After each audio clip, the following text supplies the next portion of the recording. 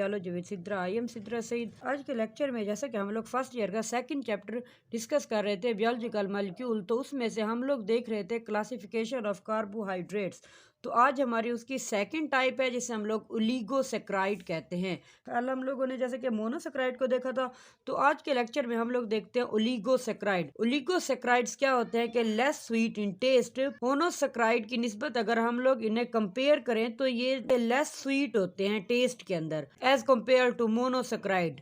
Less soluble in water, water के अंदर बहुत कम सॉल्युबल होते हैं oligosaccharide. On hydrolysis oligosaccharides yield 2 to 10 monosaccharides, यानी कि हाइड्रोलाइसिस के प्रोसेस से गुजार कर ओलिगोसेक्राइड जो होते हैं 2 से लेकर 10 मोनोसेक्राइड हमें प्रोवाइड करते हैं।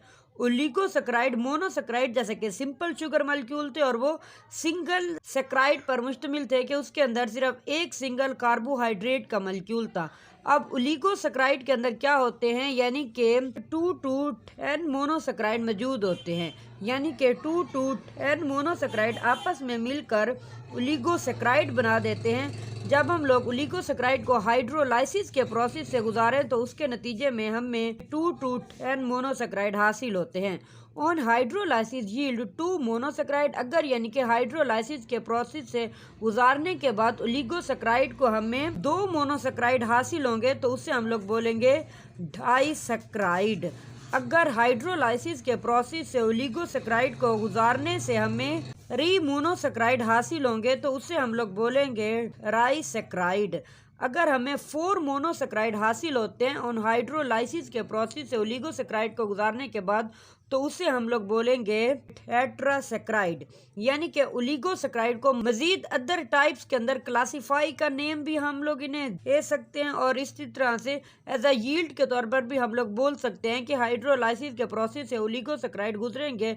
अगर हमें 2 मोनोसेक्राइड मिलते हैं तो उससे हम लोग बोलेंगे डाइसेक्राइड, क्योंकि डाई का मतलब होता है 2 और सेक्राइड जैसा कि हम लोग जानते हैं शुगर के मॉलिक्यूल को कहते हैं कि इसके अंदर 2 शुगर के मॉलिक्यूल होंगे। अगर हमें हाइड्रोलाइसिस के प्रोसेस से गुजारने के बाद 3 मोनोसेक्राइड मिल रहे हैं तो उससे हम लोग राइसेक्राइड कह रहे हैं। राई जैसा कि 3 और सेक्राइड जैसे कि सेक्राइड शुगर के मॉलिक्यूल को कहते हैं। अगर हमें 4 मोनोसेक्राइड हासिल हो रहे हैं ओलिगोसेक्राइड को हाइड्रोलाइसिस के प्रोसेस से गुजारने के बाद तो उससे हम लोग बोल रहे हैं टेट्रासेक्राइड। टेट्रा जैसा कि 4 को कहते हैं और सेक्राइड शुगर के मॉलिक्यूल को कहते हैं कि 4 शुगर के मॉलिक्यूल इसके अंदर मौजूद हैं। ओलिगोसेक्राइड की एग्जांपल में आप लोगों की बुक के अंदर सिर्फ उन्होंने डाइसेक्राइड को डिस्कस किया, तो हम लोग देख लेते हैं कि मतलब कि 3 किस्म के डाइसेक्राइड आप लोगों की बुक में बताए गए हैं। जो सबसे पहला माल्टोज, लैक्टोज और सेक्रोज। ये क्या होते हैं कि ये हर डाइसेक्राइड 2 मोनोसेक्राइड से मिलकर बनना होता है। जैसे कि माल्टोज को देख लें, माल्टोज ग्लूकोज और लैक्टोज से मिलकर बना होता है। ये क्या होती है कि जो हमारी रूट के अंदर शुगर मौजूद होती है, जब हम लोग फ्रूट वगैरह खाते हैं जो कि हमें मीठे फील होते हैं तो उनके अंदर जो शुगर मौजूद होती है, जो कार्बोहाइड्रेट्स मौजूद होते हैं, उसे हम लोग माल्टोज कहते हैं। माल्टोज ग्लूकोज और लैक्टोज से मिलकर बनी होती है। और जो हमें लैक्टोज जो कि हमारे मिल्क के अंदर मौजूद शुगर होती है, जब हम लोग दूध वगैरह पीते हैं तो हल्का हल्का हमें मीठा फील होता है। तो मीठा किसकी वजह से होता है, वो दरअसल लैक्टोज की मदद से होता है कि मिल्क के अंदर कार्बोहाइड्रेट्स यानी कि ओलिगोसेक्राइड लैक्टोज मौजूद होती है जो कि 2 ग्लूकोज के आपस में मिलने से बनती है। और सेक्रोज जो कि हमारे एन शुगर के अंदर मिठास होती है, यानी कि गन्ने के अंदर मिठास होती है, वो यानी कि सेक्रोज कार्बोहाइड्रेट्स की वजह से होती है जो कि 2 किस्म के मोनोसेक्राइड से मिलकर बनी होती है। ग्लूकोज प्लस फिरक्टोज, ग्लूकोज और फिरक्टोज आपस में मिलकर सक्रोज बना देते हैं।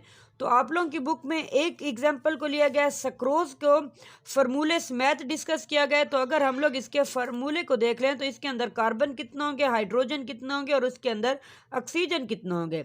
इसके अंदर कार्बन की मिकदार होगी 12 और हाइड्रोजन की मिकदार होगी 22 और ऑक्सीजन की मिकदार होगी 11। तो इस तरह अब जैसा कि सक्रोज किस चीज़ से मिलकर बना होता है, सक्रोज बनी होती है ग्लूकोज प्लस फिरक्टोज से मिलकर बनी है। तो इसके फार्मूले के अंदर भी उन्होंने एक ग्लूकोज का रिंग स्ट्रक्चर लिया और दूसरी साइड पर उन्होंने फिरक्टोज का रिंग स्ट्रक्चर लिया। तो आप लोग देख सकते हैं ग्लूकोज भी 6 कार्बन वाली शुगर होती है और फिरक्टोज भी 6 कार्बन वाली शुगर होती है। अगर इनके हम लोग कार्बन को देख लेते हैं कितना 1 2 3 4 5 6 कार्बन ग्लूकोज के अंदर और 6 कार्बन फिरक्टोज के अंदर मौजूद है। 1 2, 3, 4, 5 और 6 कार्बन इसके अंदर मौजूद हैं। और कार्बन नंबर 1 ग्लूकोज का और कार्बन नंबर 2 फ्रक्टोज का ये आपस में मिलकर ग्लाइकोसाइडिक बॉन्ड बनाएंगे। क्या होगा कि OH ग्लूकोज से लिया जाएगा और हाइड्रोजन फ्रक्टोज से लिया जाएगा, जिसकी मौजूदगी में वाटर के मॉलिक्यूल को रिलीज करके यहाँ पर जैसा कि आप लोग देख लें, यहाँ से कार्बन ये वाला और यहाँ पर ऑक्सीजन ये वाला, यहाँ पर कार्बन और कार्बन 1 और कार्बन 2 के दरमियान में ऑक्सीजन मौजूद है। जैसा कि इस किस्म का बॉन्ड बनता है CO और C। इस किस्म के बॉन्ड को हम लोग ग्लाइकोसाइडिक बॉन्ड कहते हैं। ग्लाइकोसाइडिक बॉन्ड ये MCQs में भी पूछा जाता है, शॉर्ट क्वेश्चन में भी पूछा जाता है कि ग्लाइकोसाइडिक बॉन्ड किससे कहते हैं।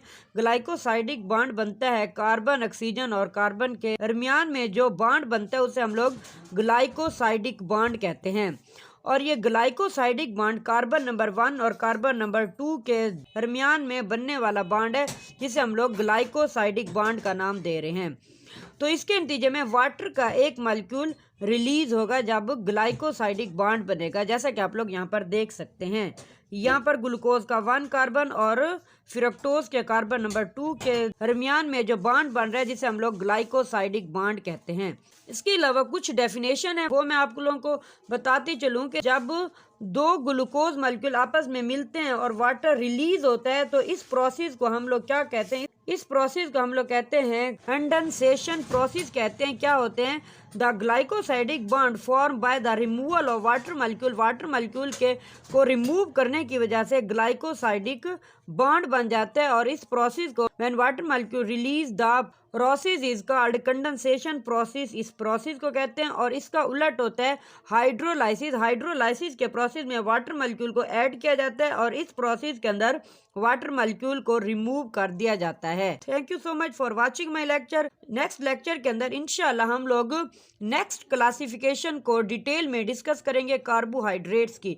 अगर लेक्चर पसंद आए तो वीडियो को लाइक, शेयर और चैनल को सब्सक्राइब करना ना भूलिएगा। अल्लाह हाफिज़। अगर कोई भी आप लोगों को बात समझ ना आए तो आप लोग कमेंट बॉक्स में कमेंट करके पूछ सकते हैं। अल्लाह हाफिज़।